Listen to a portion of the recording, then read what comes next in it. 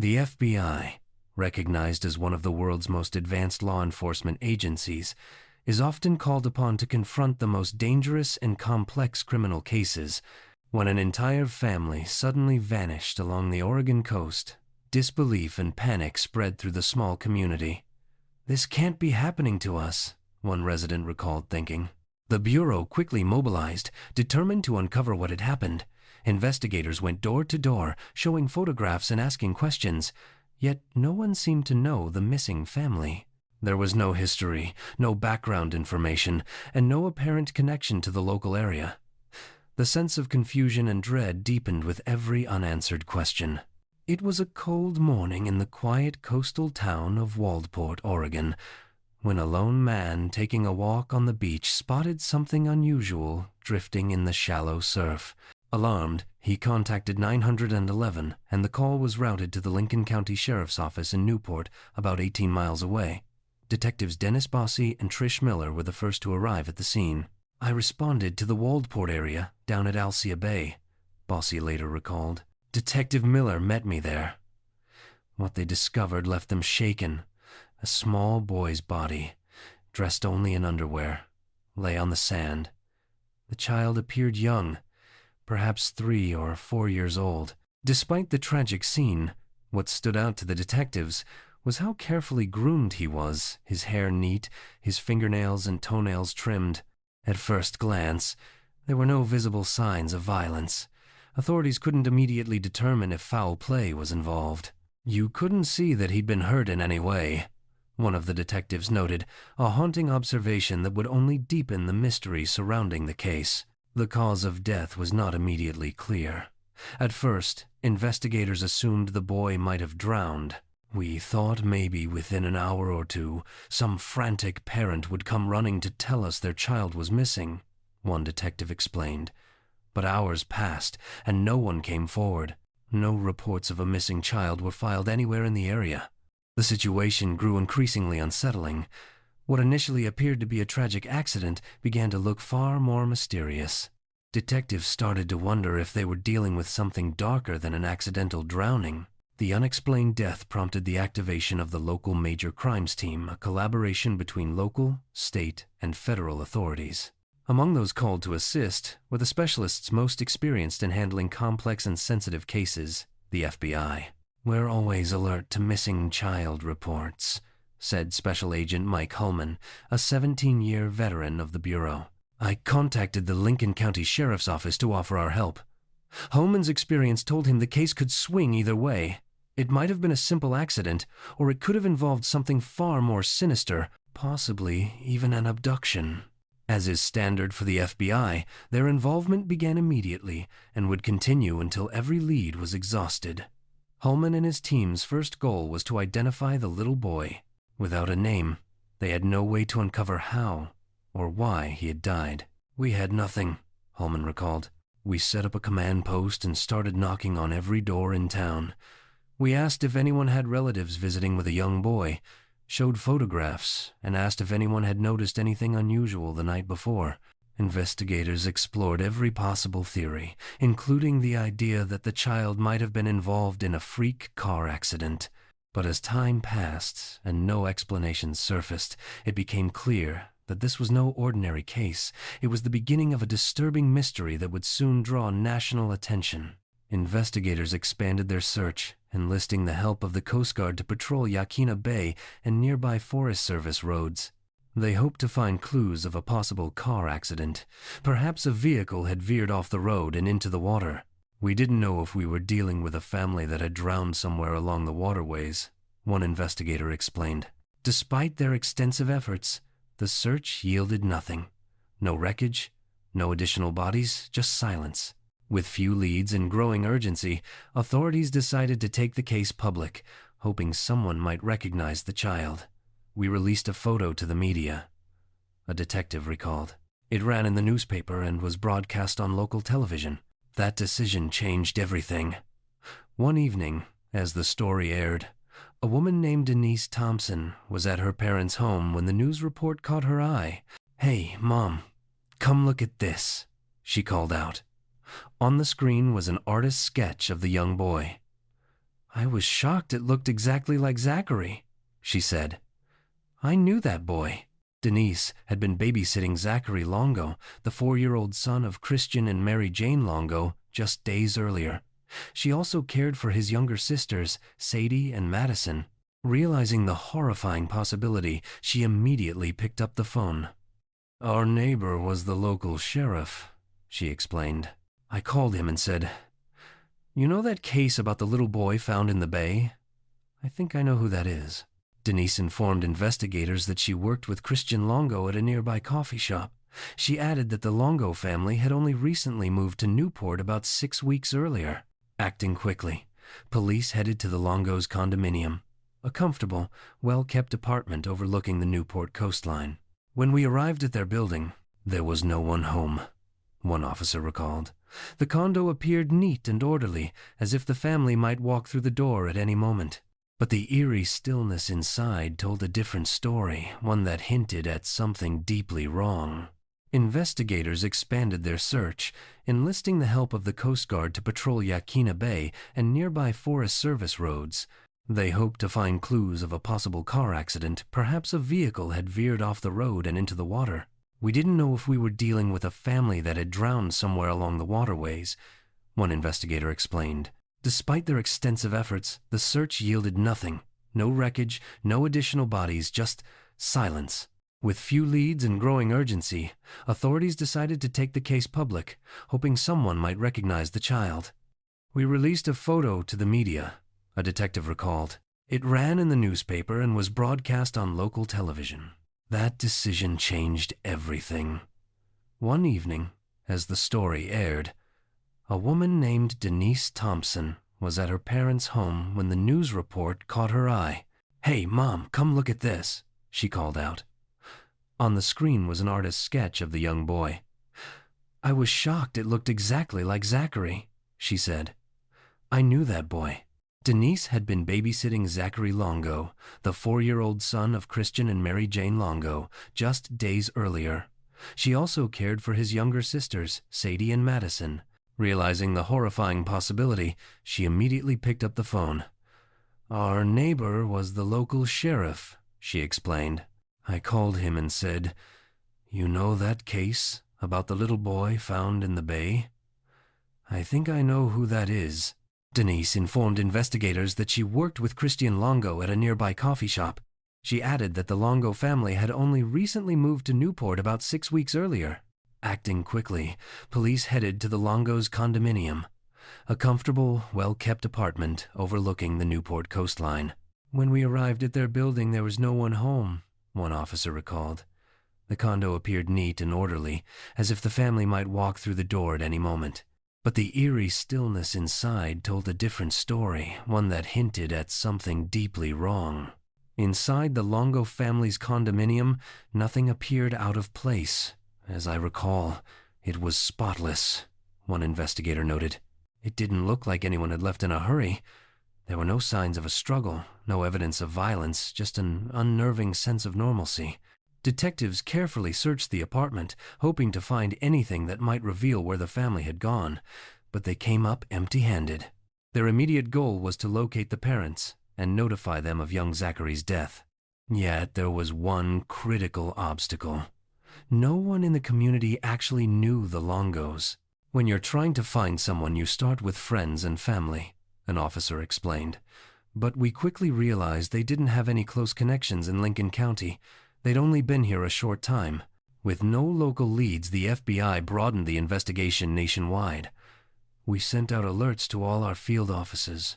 Special Agent Mike Holman said, We asked them to contact anyone who might know the Longos' friends, relatives, co-workers. We needed to find out if they had phones, if anyone had heard from them, anything at all. While the search intensified, Denise Thompson remained the only person able to identify Zachary. Investigators asked her to come in the next morning to confirm the boy's identity. Meanwhile, a police dive team returned to the bay, combing the waters near where Zachary's body had been found. They were hoping to find evidence, perhaps a clue, that explained how he had ended up there. What they uncovered, however, was far more horrifying than anyone expected. The divers went down looking for information about Zachary Longo, one detective later recalled, but what they found stunned everyone. Beneath the surface, entangled in the murky water, was a sleeping bag. Inside it was the body of another small child, a toddler girl. Like Zachary, she was dressed only in her underwear. A pillowcase filled with rocks had been tied around her ankle, weighing her down. The grim discovery shattered any lingering hope that the first death had been accidental.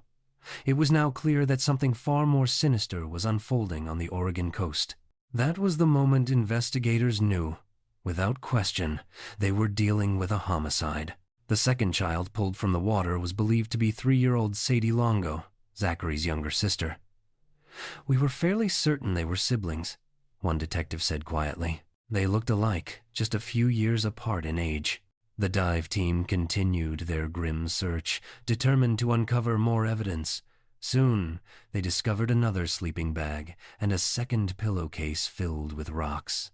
The finding offered a chilling revelation. This was likely the same method used to drown Zachary. "Once we found that second pillowcase," an investigator recalled, "we assumed Zachary had been weighed down in the same way. He was deliberately drowned." Even for veteran detectives, the scene was almost unbearable. The brutality of the crime struck deeply. "It was horrific, something I never want to witness again," one officer said. "In all my years as an investigator, I've always been able to separate myself emotionally from the work. But this time, I couldn't. I broke down and cried." The reality was inescapable. The Longo children had been murdered. But the pressing questions remained. Why? And by whom? Who could commit such an unthinkable act against 2 innocent children? The fact that no one in the community really knew the Longo family made the mystery even more perplexing. Investigators were left to wonder whether they were dealing with a family tragedy or the actions of a disturbed outsider.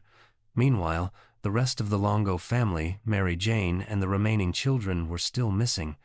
The uncertainty created a growing sense of dread throughout Newport. With a potential child killer on the loose, time was critical. "Were Zachary and Sadie the only victims?" one detective asked. "Or was this just the beginning?" No one had the answer. 3 days had passed since the bodies of Zachary and Sadie Longo were found floating off the Oregon coast. Their discovery painted a horrifying picture. 2 small children discarded like trash, their bodies weighted down to ensure they would never surface. Whoever did this had done it deliberately and with chilling intent. The FBI and local sheriff's department were now working around the clock. But a troubling uncertainty loomed over every lead. They didn't know whether the Longo children had been killed by someone close to them or by a predator stalking the quiet town of Newport. Fear gripped the community. "My husband's a big guy," one local woman said. "But even he kept a shotgun by the bed at night. You just didn't know who might be next." The sense of unease spread quickly. If someone was randomly murdering families, anyone could be a target. Meanwhile, the rest of the Longo family, Mother Mary Jane, Father Christian, and their youngest child, Madison, were still missing. Investigators were haunted by the question, were they victims too, or had something else happened?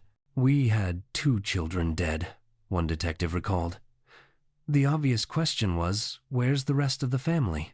With limited physical evidence, the crime team turned to the public for help. They released information through the media, urging anyone who might have seen something unusual to come forward. The community responded. "Tips started pouring in," said one investigator. "Dozens of people called, each with something they thought might be important. We had to chase down every single lead." One caller reported seeing a suspicious vehicle parked near a local playground, a car that seemed to be watching children. Detectives followed up immediately, but the mysterious vehicle was gone by the time they arrived. "This is a small town," an officer explained. "Strange cars, unfamiliar faces, they stand out, and people notice." Another caller described an unsettling encounter from the night before Zachary's body surfaced. The witness said he had stopped on a nearby bridge to check on a man who appeared to have car trouble. "He saw the vehicle's parking lights on," the report read, "and thought the driver might need help." It was a seemingly ordinary detail, but in a case this dark and uncertain, Even the smallest clue could lead investigators closer to the truth about what had happened to the Longo family. The witness who had stopped on the bridge tried to make sense of the encounter. "Everything all right, man?" he asked. The man in the car explained that a warning light had come on, and he was just waiting it out. When offered help, he waved it off. The witness thought it was odd, but hadn't been able to note the make of the car or its license plate. He could only give police a vague description of the man. With limited leads, investigators turned their attention back to the man who had originally found Zachary's body. "Whoever discovers a body first is always someone of interest," an officer explained. "People often try to involve themselves in cases. Sometimes they turn out to be the suspect." After bringing him in for more thorough questioning, troubling details emerged. The man had a history of violence against children, raising immediate concerns. He claimed that the previous night he had attended an Alcoholics Anonymous meeting. Police checked the building where the meeting had been held and conducted a luminol test in the restroom, hoping for clues. The results were shocking. "When we sprayed the bathroom, we found blood on the walls," an investigator said. "It made us suspicious. We thought he might have taken the child and killed him there." Blood samples were collected and sent to the lab for analysis, but without further evidence, authorities could not make an arrest. While the investigation appeared to be making progress, one critical question remained unanswered: the whereabouts of the rest of the Longo family. To locate them, the FBI launched a comprehensive background search on the parents. "Every adult leaves a trail," Special Agent Holman explained. "From rental cars and plane tickets to credit card records, every interaction provides clues. We had to follow that trail to see who last heard from them and where they might be now." Through their investigation, agents began piecing together the life of Mary Jane Baker, Zachary's mother. Born in 1,967 inches, Ann Arbor, Michigan, she was one of 6 children, a small detail that could soon help unravel the larger mystery of the Longo family's disappearance. Mary Jane Baker's early life was shaped by a strict upbringing. Her parents divorced in the 1972nd, and, according to her brother Mark Baker, their mother raised all 6 children as Jehovah's Witnesses. "My mom got into the truth when I was about 7, Mark recalled. "So Mary Jane was probably around 4. That was basically her life. We were raised very strict." Mary Jane met Christian Longo in her mid-20s while working as a secretary. Though Christian was only 17 at the time, they shared much in common. Both had divorced parents and a deep connection to their faith. "He was like anyone else, normal-looking, actually better looking than some," a family acquaintance said. "He had good manners, didn't party, and was very respectful." Christian became Mary Jane's first love. She had not dated anyone before meeting him. The couple married in the spring of 1993. Mary Jane devoted herself entirely to family life, with her sole ambition being to be a loving wife and mother. They quickly started a family. Zachary was born in February 1997, followed by Sadie and Madison. By all accounts, Mary Jane was a devoted and attentive mother. The children were well cared for, rarely cried, and always appeared happy and neatly dressed. Christian pursued entrepreneurship, starting a company that cleaned construction sites. The business initially flourished, allowing him to provide for the family, while Mary Jane stayed home to care for the children. "It seemed like a perfect little family," an observer noted.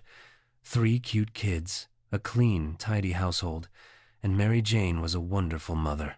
But the family's stability didn't last. Christian's business eventually collapsed when several clients failed to pay, leaving him unable to meet payroll. Burdened by debt and embarrassed by his financial struggles, he decided to move the family west in September 2001, hoping for a fresh start. He felt he had to be the sole provider, an acquaintance explained. "Maybe the pressure was too much, so he took the family to make a new beginning." The Longos set out for a new life, carrying with them the hope of rebuilding the dream they had once had. The Longos set out to start fresh, eventually landing in Newport, Oregon. Christian secured an apartment overlooking the ocean and took a job at a local coffee shop to support the family. His idea of a romantic gift? Denise Thompson, A coworker who would become close to the family recalled. He bought me a vacuum cleaner because it would help around the house. It was at the coffee shop that Denise met Christian. They quickly became friends. He was fun to work with, always smiling, happy, a young family man with 3 little kids. It was great having a new friend at work, she said. Denise, aware that the Longos didn't know anyone in Oregon, wanted to help them feel welcome. We're a tight-knit community down here, she explained. I knew it was rough for them being so new, so I wanted to make them feel at home. Denise offered to babysit for the young couple so they could have a night out. I said, let's be friends. I'll watch your kids, and you can watch mine sometime. It sounded like fun, she remembered. Christian and Mary Jane happily accepted, heading out for dinner and a movie, leaving their children in Denise's care. The 2 oldest, Zachary and Sadie, were remarkably easygoing. Extremely friendly little kids, Denise said. They were the easiest kids to watch. Not a thing wrong with them. They were polite, happy, and just delightful. In that small moment of everyday life, the family seemed like any other. A young couple navigating parenthood with 3 well-behaved children in a new town, hoping to build a life full of simple joys. The Longo children had seemed happy and well cared for, bright, loving kids with a stable home life. Denise Thompson, who had grown close to the family, was devastated. They were great kids, she said softly. I'd fallen in love with that little family. I just wanted to be friends with them so badly. I can't imagine why anyone would hurt those children. Federal agents shared her disbelief, but were now forced to confront difficult questions. Was the Longo family in deeper trouble than anyone had realized? Could they have been running from someone, perhaps a creditor or a person with a grudge? There were a lot of possible scenarios, one investigator explained, but none of them could justify what happened to those kids. The questions grew darker. Who could have so coldly murdered 2 innocent children? And what about the rest of the Longo family, Mary Jane and the youngest child, Madison? Were they being held somewhere against their will, or had they met the same fate? We didn't know what we were dealing with, an agent admitted. We didn't know if someone had killed the entire family. By this point, 8 days had passed since anyone had seen Christian, Mary Jane, or Madison Longo. The bodies of Zachary and Sadie had been recovered near a bridge outside Newport, but the rest of the family remained missing. Our biggest priority was finding Mary Jane and Madison, one investigator said. We didn't even think in terms of alive or dead, we just wanted to find them. The investigation pressed forward, but leads were scarce. The only person of interest remained the man who had discovered Zachary's body. His criminal history, which included past offenses against children and the blood found in a nearby restroom, made him seem like a strong suspect. However, when police administered a lie detector test, he passed. It was a breakthrough, but not the kind the investigators had hoped for. The man who had seemed like their best lead was now likely innocent, and the real killer of the Longo children was still out there.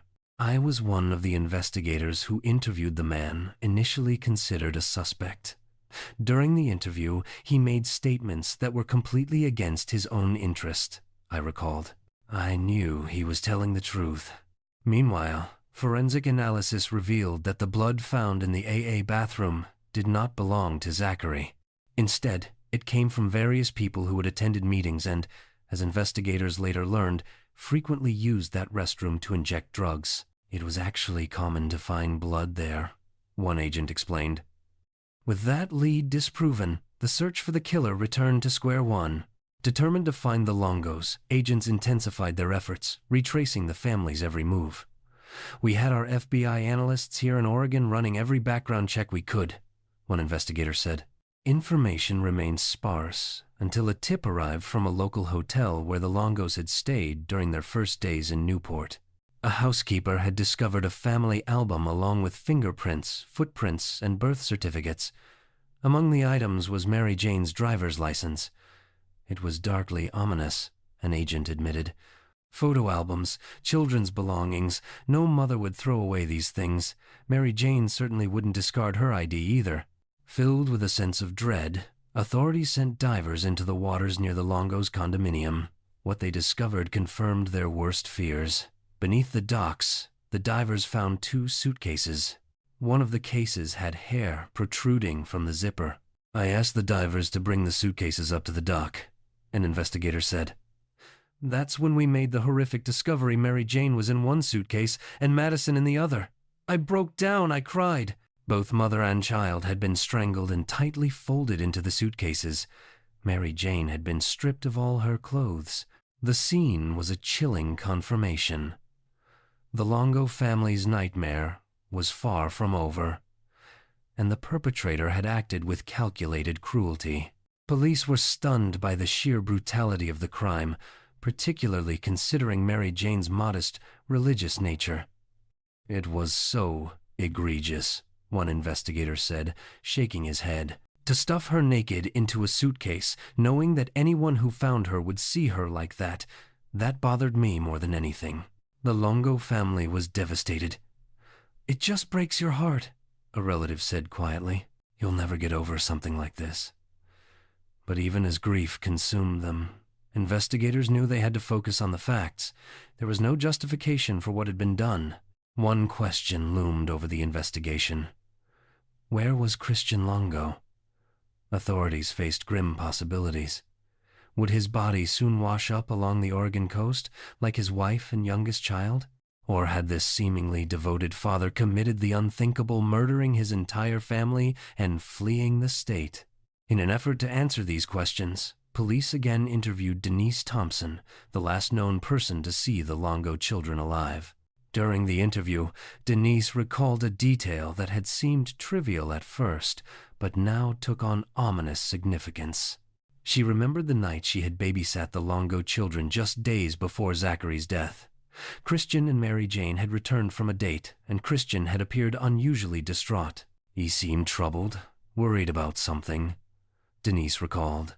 What had caused the father's sudden agitation? At that moment, investigators realized that even the smallest observations could hold a key to understanding the horrifying chain of events that had engulfed the Longo family. It was late around 11 p.m. when Denise Thompson noticed something unusual about Christian Longo. His eyes were red, as if he had been crying. A few days later, at work, he approached her with unexpected news. Denise, he said, I have something to tell you. I wanted you to hear it from me first. My wife is leaving me. She took the kids and left. Denise was stunned. Are you okay? She asked. That was the last time she saw Christian in person. When she went to pick up her paycheck a few days later, he wasn't at work even though he had been scheduled.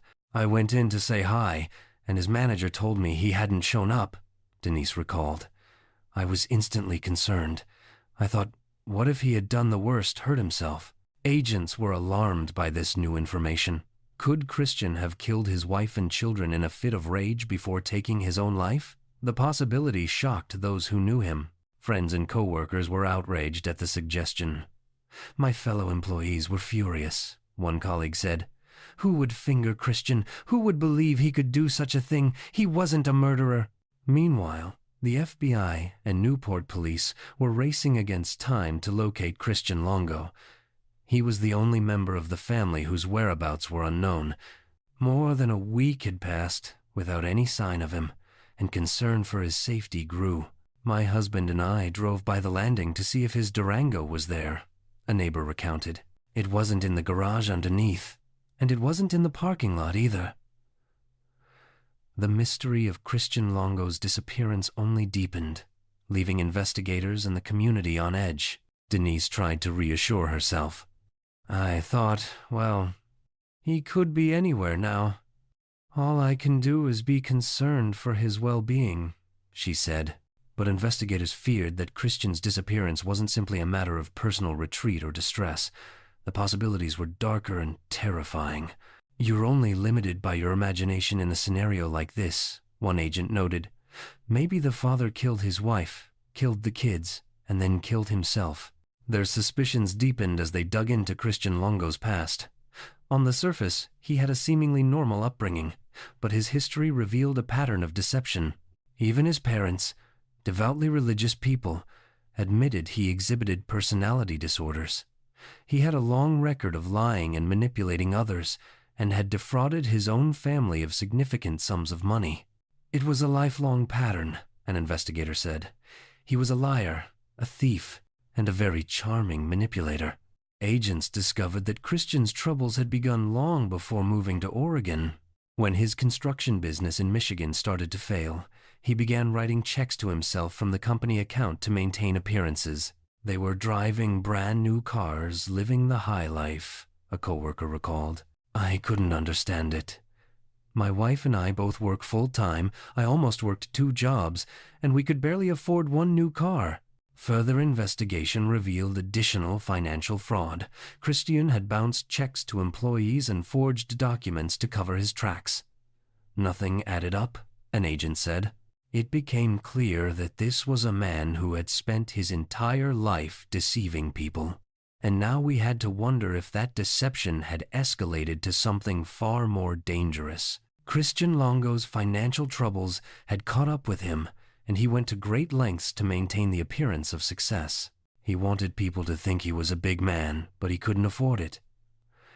They were deeply in debt, an investigator explained. His deception came to a head at a bank. While cashing a check, the teller grew suspicious and asked for his ID. Realizing he was being scrutinized, Christian panicked, fled the bank, and left his identification behind.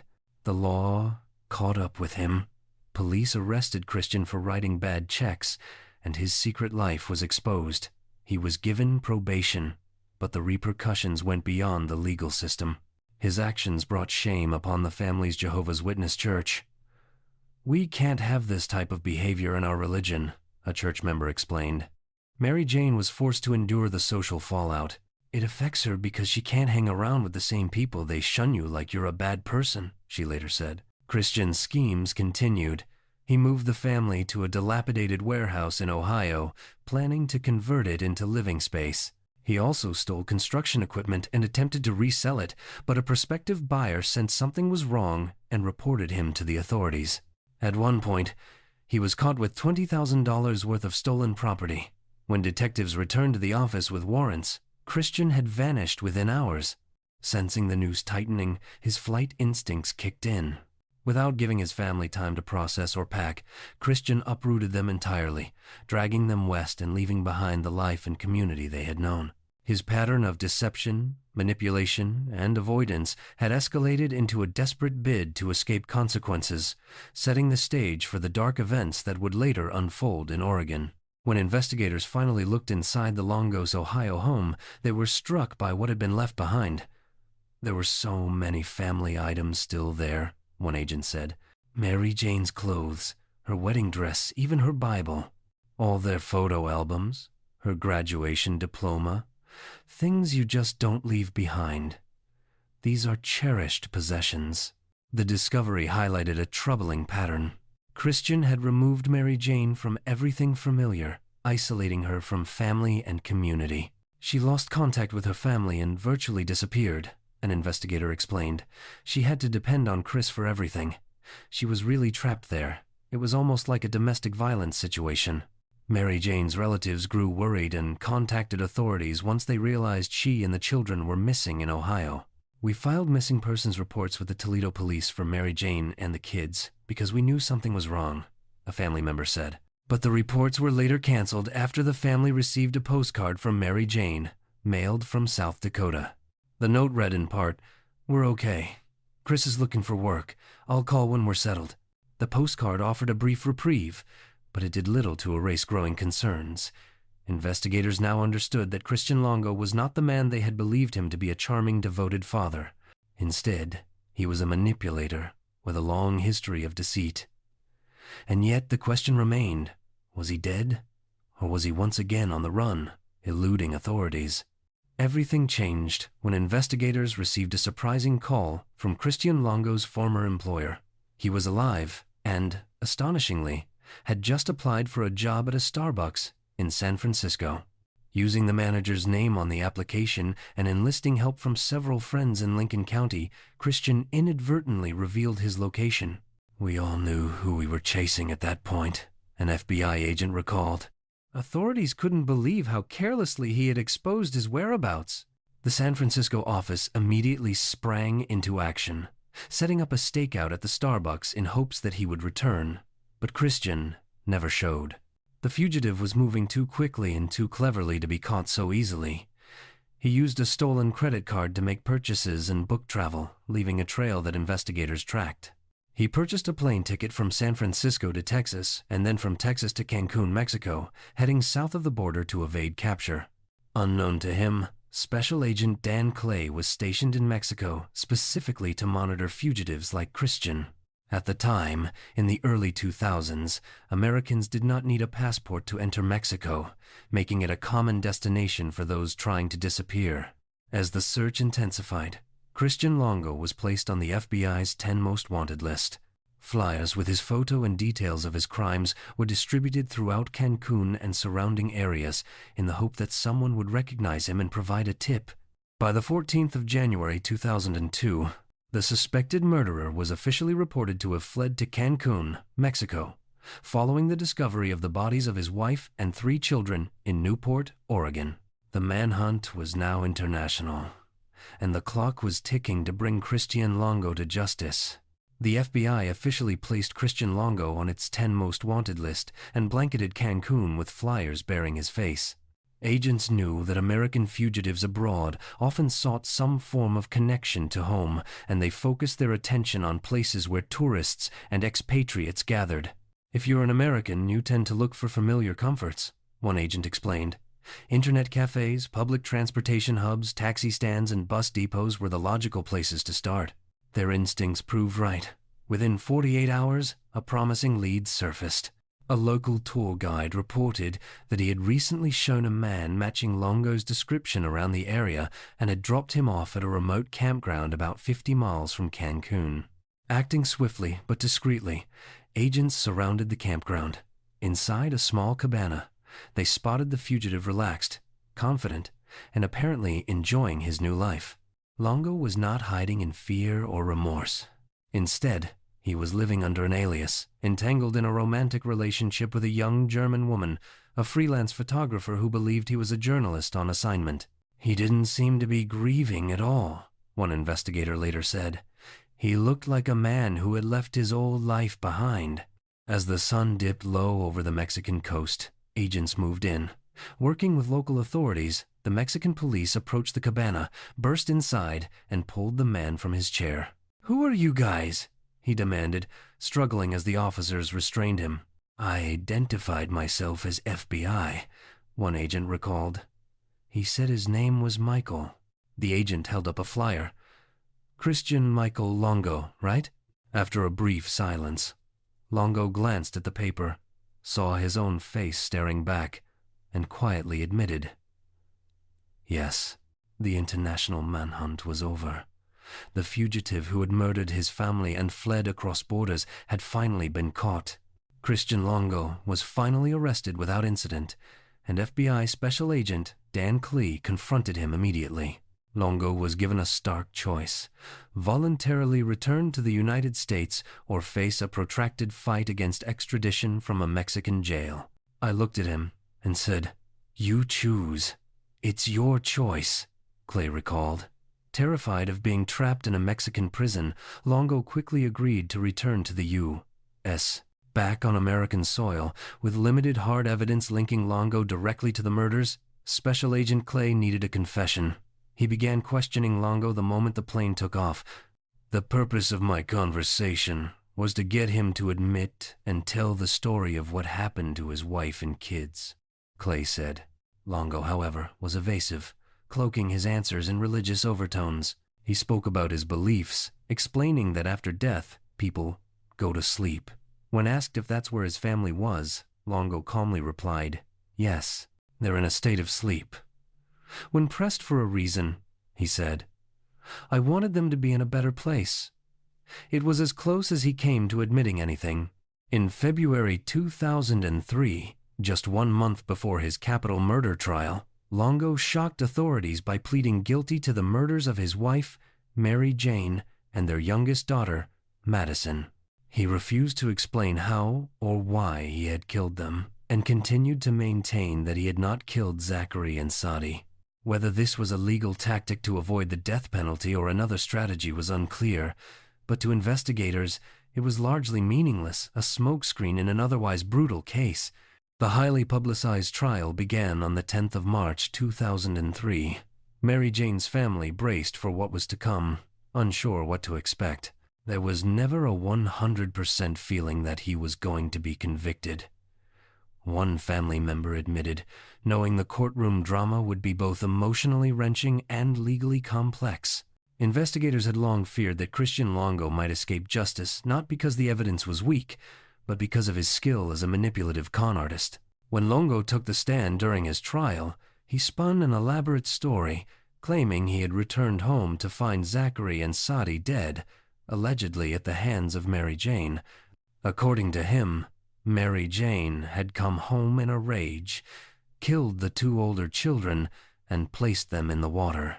He then claimed he strangled his wife out of anger and that baby Madison was struggling for her last breath, so he finished the job. In court, Longo attempted to smear Mary Jane's name, portraying her as the murderer in front of the jury and the world. His arrogance was palpable. He spent nearly 3 hours on the stand, clearly convinced he could manipulate the jury and convince them the prosecution had it all wrong.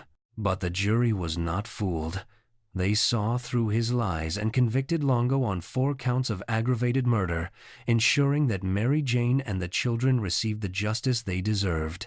Yes, an investigator recalled. He didn't walk away. That was the relief. Just 1 week later, Longo was sentenced to death. Standing before the court to make a statement, he said, "This is a wake-up call for me." For those who had followed the case, the words reflected the cold, self-centered mentality of a man who had lied, manipulated, and destroyed lives, all for his own gain. As one agent summed it up, "Lincoln, he's just a liar and a conniver, always out for number one." In a later jailhouse interview, Christian Longo admitted the chilling truth. He had deliberately killed his entire family because he was financially ruined and did not want them to witness his failure. He revealed to the journalist that he decided to kill Mary Jane just hours after they had been intimate, seeing it as the perfect opportunity. He strangled her, then placed her body in a suitcase. He did the same to Madison, packing her into a suitcase with clothing and a diving weight. Longo transported the suitcases to the docks and dumped them into the water. He then returned to his condo, gathered Zachary and Sadi, and drove them to Walport. At the Lintlew Bridge, he stopped his van and threw the children into the water. Moments later, he encountered a Good Samaritan who thought he was experiencing car trouble. Calmly, he explained, "Some sort of light came on in my car, and I'm just waiting it out," and then continued on, eventually returning home to attend a Christmas party, as if nothing had happened. Christian Longo now awaits execution on death row. In early 2011, he attempted to draw attention once again by offering to become an organ donor, claiming it would be penance for his crimes. He proposed to waive his appeals and accept the death penalty on the condition that he could donate his organs to science. Authorities and observers were outraged. "He's still trying to be in the limelight, still trying to justify it," one official said. "There isn't any justification. He shouldn't even be allowed to speak publicly, access the internet, or be around the public at all." Oregon officials ultimately denied his request, leaving Longo to face the full weight of justice for his heinous acts.